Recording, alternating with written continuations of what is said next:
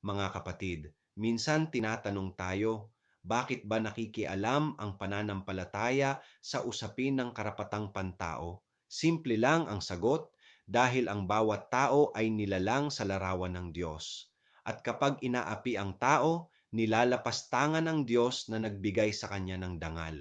Kaya't hindi hiwalay ang pananampalataya sa justice, ito mismo ang puso nito. Hindi pwedeng magsabing makadiyos pero tahimik sa harap ng pagpatay, pagdukot o paglabag sa karapatan. Dahil ang pananahimik ay hindi neutral. Pumapanig ito sa malakas, hindi sa naaapi. Kung ang Diyos ay kumakampi sa maliliit, paano tayo mananatiling nakatayo sa gilid? Mga kapatid, ang pagtatanggol sa karapatan ay hindi politika. Pagsunod ito sa Diyos na nagmahal muna sa atin.